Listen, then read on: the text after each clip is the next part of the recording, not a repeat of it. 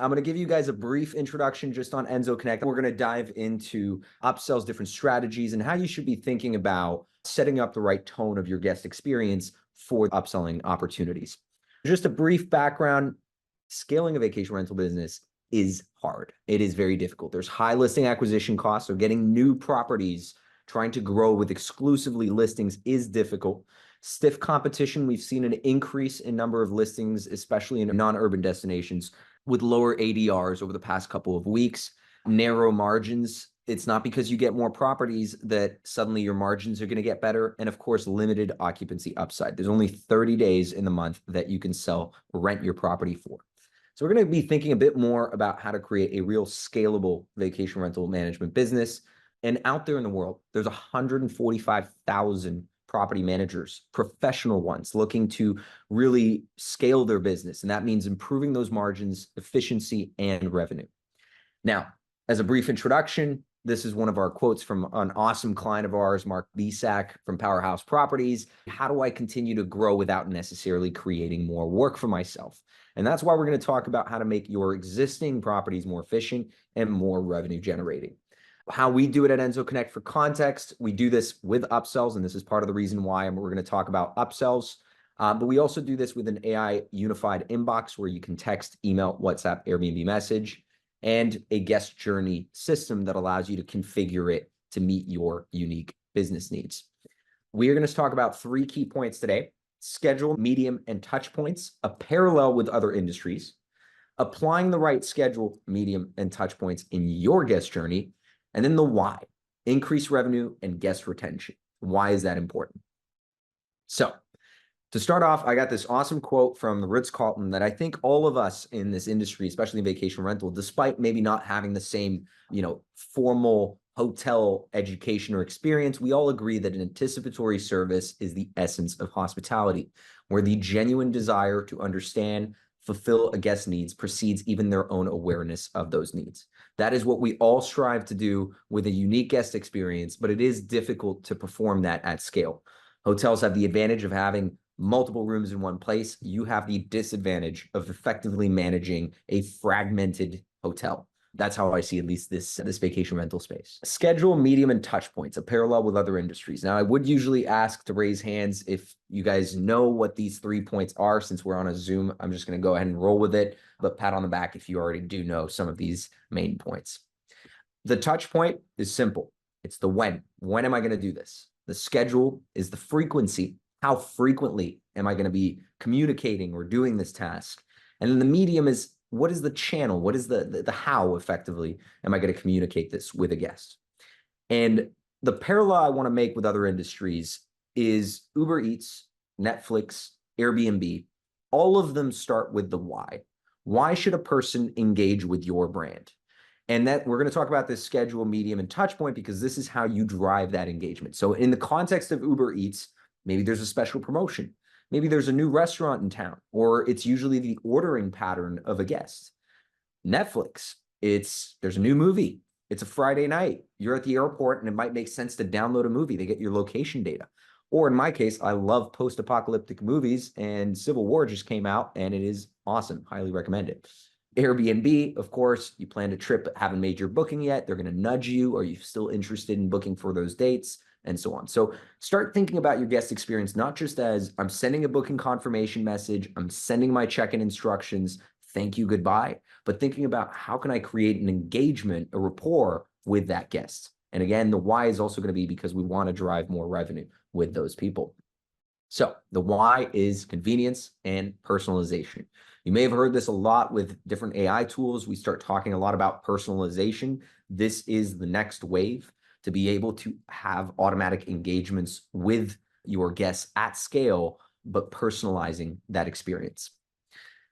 And the Uber Eats example, their why is a food delivery platform that makes getting great food from your favorite local restaurant as easy as requesting a ride. Now, they're kind of playing on the fact that they already had a brand around Uber, and when they transitioned with Uber Eats, they could play on this, as easy as requesting a ride because people knew what that meant.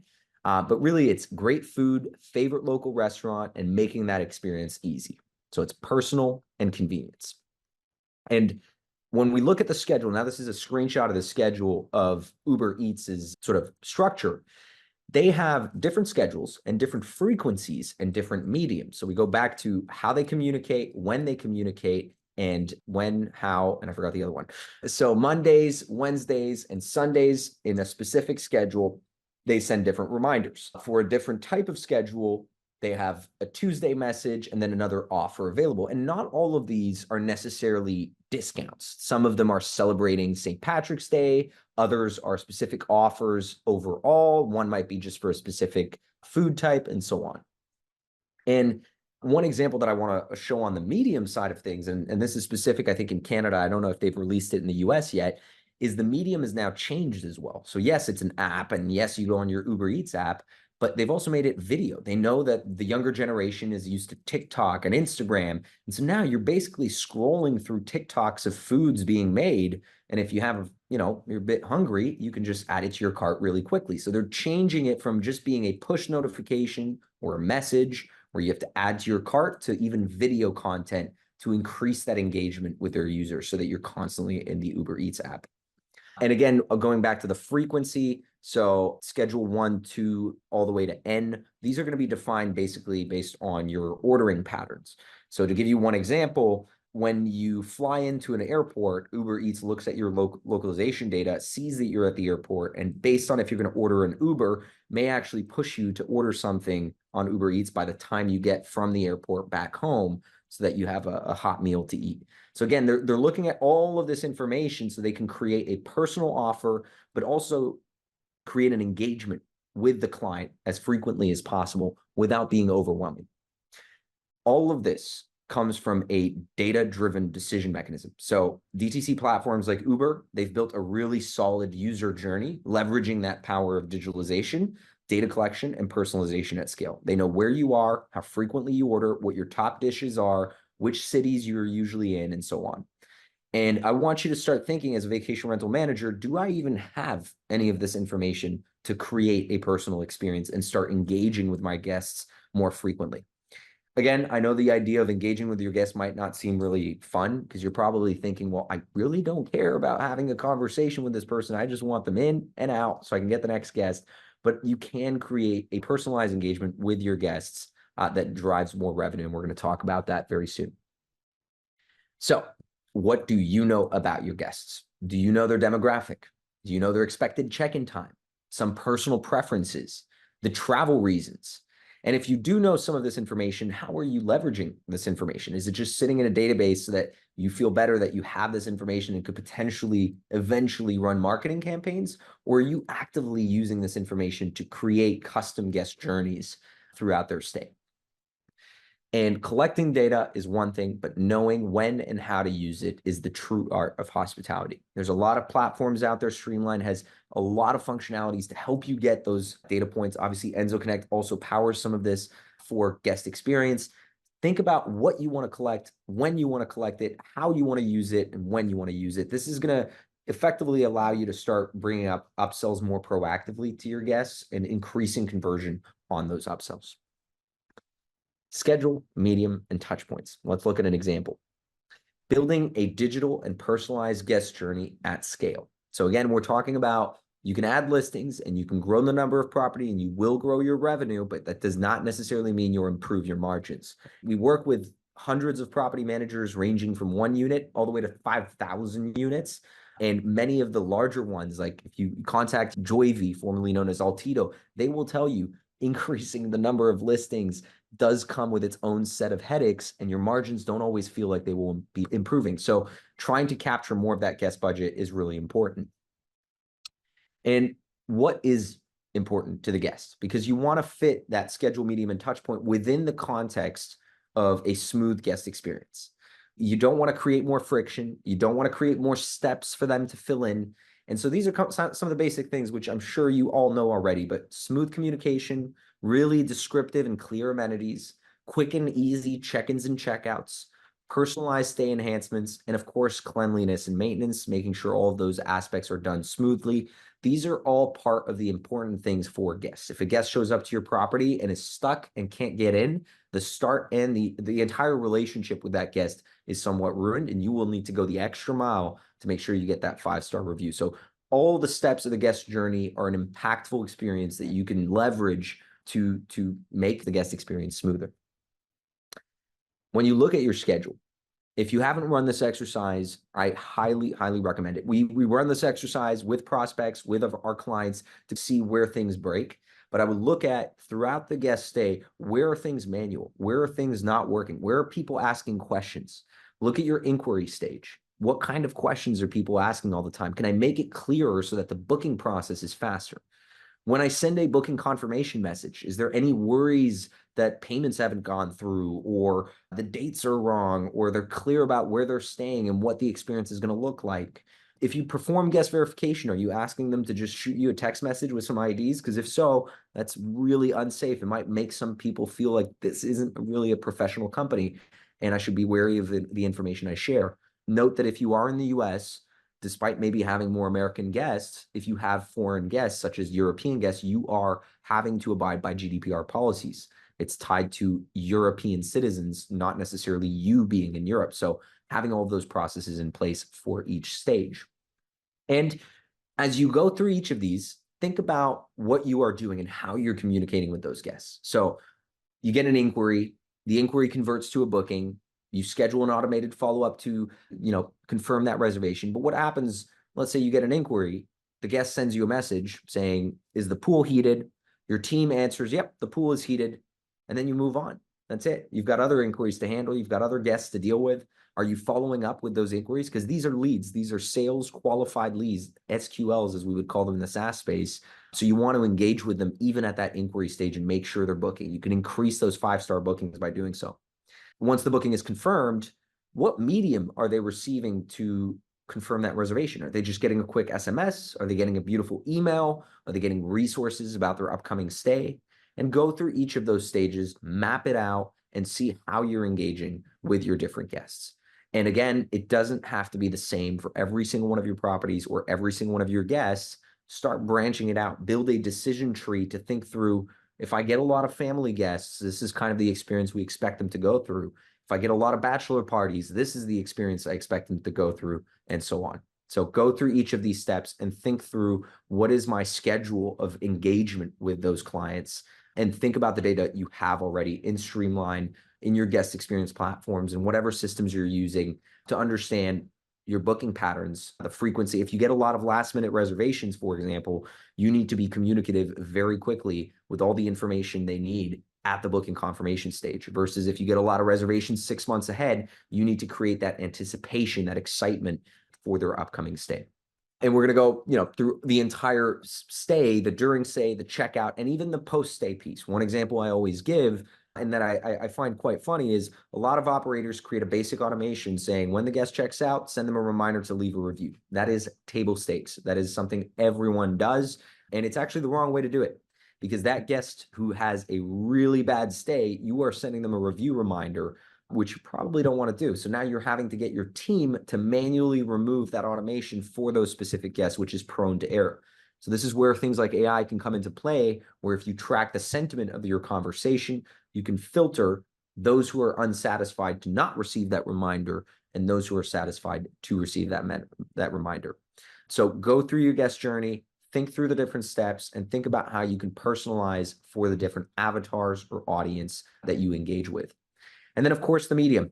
A big chunk of what we do is the guest app. I don't want to be self-promoting. There are guest apps out there. Streamline does have one as well. So if you're already using Streamline, there is a system here. But if you want, more than happy to share more about ours. Think about how you're communicating.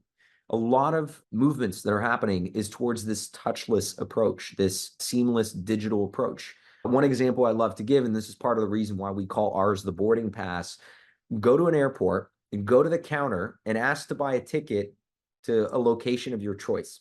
The first thing they'll tell you, and I can tell you from personal experience, is go on your phone and figure it out. They're just there for support if there's an issue with a reservation or to put your luggage in there. So we've already made that transition to a digital check-in experience in airports. 7 years ago, many US airports did not necessarily have self-check-in kiosks. Now every single airport does. Of course, some local ones may still not have that, but you do your check-in online. This is happening in hotels. This is happening in vacation rentals.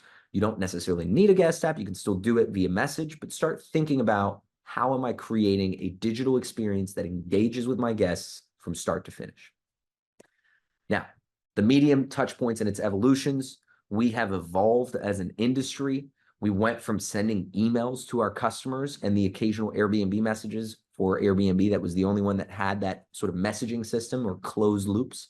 Then digital guides started popping up. So we started shifting away from those booklets that you have printed on your table. And again, if you are still on that physical guidebook of local areas and so on, and you have not switched to digital, yesterday would have been a great time to change, because it is moving at a rapid pace, and you can't track anything. You don't know if they're engaging with that booklet. You don't even know if they saw it, or if the information on there is relevant. So we have transitioned already to digital guides. A lot of you are already doing this. And now what we're seeing, of course, is people moving to a full sort of guest experience, a full digital experience for their guests. So start thinking about those different mediums, schedules, and touch points, and how you want to implement it for your vacation rental business. And the reason why I'm talking about all this is back to the why. Convenience and personalization drive revenue and engagement. The opportunities are unlocked are, again, this increased revenue and guest retention. If I can create an amazing experience, it's one thing. If I'm engaging and I feel like there's this personal experience, I'm creating retention. I occasionally have gone to Nice in France on vacation, and I always book with the same property manager. And the reason why is that they were always very communicative at the beginning. The experience was fully digital, obviously with smart locks and so on, which I really liked. They knew my preferences in terms of wine. So now every time I show up, they know which wine to get me. There's always these little touches that didn't cost them that much, but actually bring them additional revenue, because I keep going back to that same place, even though there may be nicer places, cheaper places, whatever that might be, because I have that personal rapport with that company now. It also helps that they use Enso, but either way, it's fun to see. It's more personal, and you drive more engagement with your users. So the impact on the guest is a seamless, worry-free experience, and you're basically hand-holding them all the way, addressing their needs before they can even think about it. So if you're still getting questions about, when am I going to get my check-in information?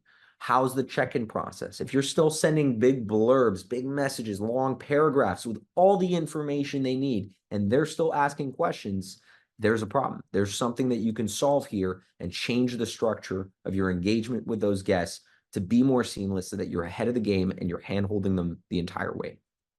The more you focus on those schedules, the frequency and the medium, the more you increase engagement with your guests. And engagement does not mean more messages, although it may. It means more personal relations and more opportunities for upsells. So the more you increase engagement, the more you shift from an Airbnb experience to your company, insert your company name here, experience. Right now, Airbnb has done everything to make that experience smooth from start to finish. They've introduced smart locks in their version of a guest app, which is their Airbnb app. They've introduced all sorts of processes to make an Airbnb experience smooth. If you, as a company, the property management company, are the friction point, then they will always remember it as, I booked an Airbnb, and I would rather book an Airbnb than book a insert your company name. So you need to go above and beyond. You need to think about that digital experience, and you need to increase engagement with your guests. A good quote around this, Will Perry from Joyvi, manage about 3,500 units across Spain, France, England, and I believe Italy. We want to develop a direct booking channel to increase opportunity to encourage repeat bookings through an upcoming loyalty program, and to upsell guests on ancillary services. This is their mission. This is what they want to be able to achieve. And I'm sure a lot of you in this audience would love to be able to go down this path. And in order to start doing that, you should be thinking about how to increase that engagement with those guests, so they know your brand and they don't see it just as an Airbnb experience. So I wish I could get a quick show of hands, but feel free to write in the comments section of Zoom here if you are already doing upsells, and share some of the upsell types that you guys are doing right now. But if you're not, let's talk about the opportunity of what these upsells look like. More engagement, happy guests, more money. Repeat bookings, lower customer acquisition costs. Repeat bookings is an opportunity for direct bookings, no middleman fees. Again, you're increasing your margins through this. Better guest experience, better reviews. That means higher rankings on your OTAs and search, higher occupancy rates. So we're addressing those pain points that we had mentioned earlier on. If you differentiate yourself as well from a branding perspective, and you're not like every other property manager sending that long paragraph of all the instructions, you have a stronger brand. You have a competitive edge, which means you can justify certain higher rates. And of course, a more engaged guest means more upsells. And if you can focus on kind of these core aspects when thinking about your guest journey and your guest experience, you will make more money. It's as simple as that.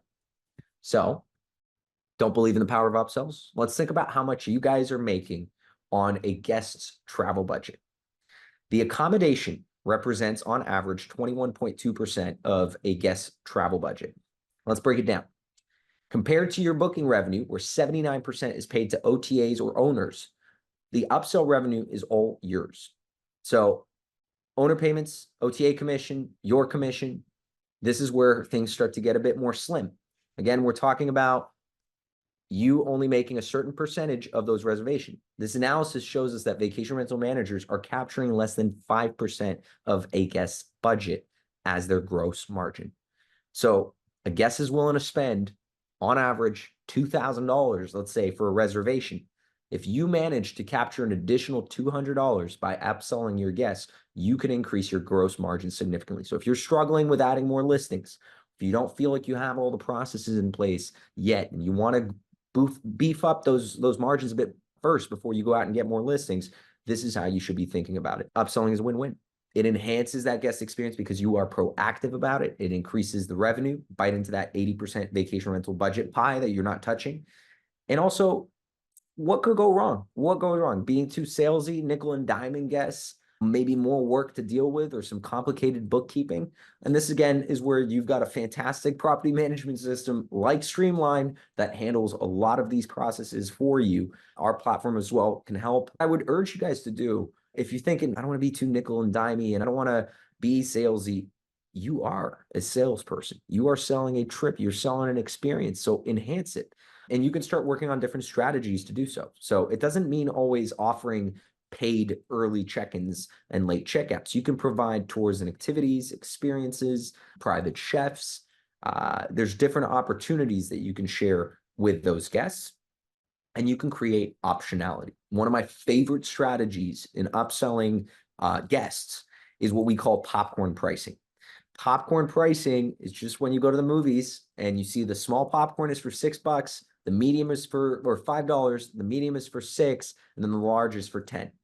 Well, everyone gets the medium because it feels like the best value for your dollar.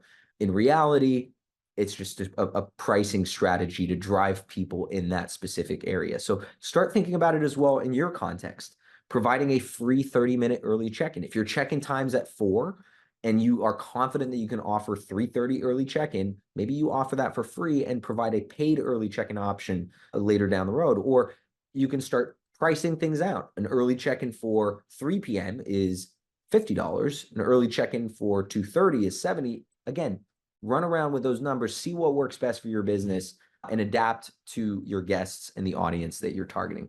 Upselling done right is a win-win for your guest experience and for you. So what do you think about upsells? Ask some questions in there. And one of the things I want to kind of end on here around this, we talked about schedule, medium, touch points. So engaging with those customers at the right time, at the right process. And we're happy to provide you with some templates. We're actually going to offer at the end of this webinar for anyone who attended or registered. We're going to be sending you guys an email with a special offer, but also some resources on those best practices. One of the things I want to mention is, as an industry, the underlying opportunity for this, for upsells, for these touch points and so on, is loyalty. Guest loyalty is something that hotels are doing, something that airlines have done immensely, and something the vacation rental industry is not doing. And according to Accor's Hospitality Ahead survey, a seamless guest experience is key to building guest loyalty and enhance those direct bookings. It's not just a destination, it's a customer journey. Our customers essentially want us to satisfy 3 things: make my life special, make my life simple, and look after me. So transfer that hotel knowledge, that loyalty, and by doing so, you want to build brand awareness, you want to engage with those users, and you want to make their experience as smooth as possible so you can drive higher revenues.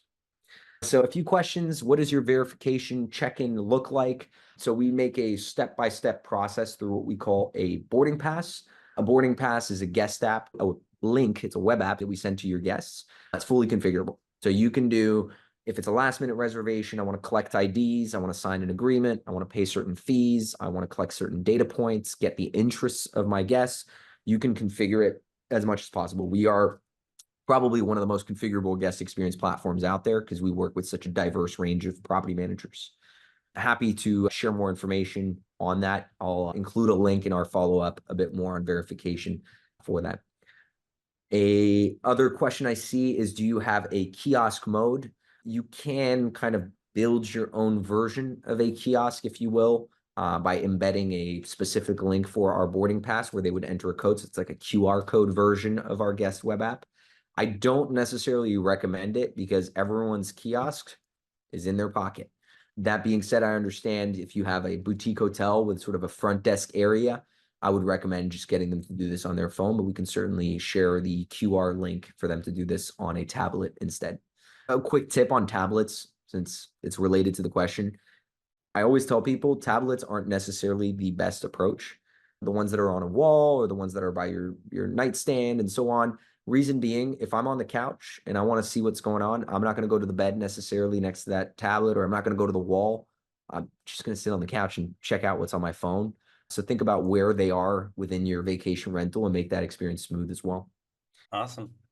It's been incredible. I've been in the industry now going on 7 years, and just to watch this sector evolve and start to provide the most practical and efficient and well thought solutions has been incredible. Appreciate you. And I think it's the new norm. I think COVID accelerated the idea of going digital. As a sideline joke, one of the first prospects I was speaking with 3-4 years ago when we started this was a French property manager, and we were talking about smart locks, which is a part of our solution. It's like, no, we don't need smart locks. We introduce guests, every single one of them in person.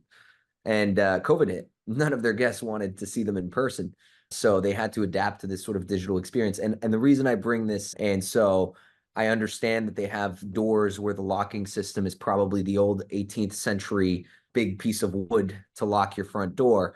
But the fact that even those countries are evolving to create a digital experience just shows how guests are expecting these. So again, stay away from just sending booking confirmation messages and here's your check-in instruction, and think more about that engagement with guests. All of our PMs want to make sure that the guest still has a personal experience and it still feels like how it did back in the day, but you can use technology in a smart way to create both the efficient and personalized experience. And so that's really what it's evolving to, is not this detachment from the guest that people feared technology would create. Absolutely. And it also means you can refocus and repurpose your team towards more meaningful parts of your business. Instead of answering how to park the car every time, you can start thinking more about how to remarket and use that individual's time to get more direct bookings and try new strategies versus doing the mundane tasks. So a big chunk of what I think is, you see it with hotels, front desk is not the most important piece of the business. You have someone that's hired, that's working there, that's probably watching Netflix all day, and then occasionally checks in that one guest at midnight or 2 a.m. If you could repurpose them to do something more efficient, you just won the game from a margin perspective. So yeah, and that's about it.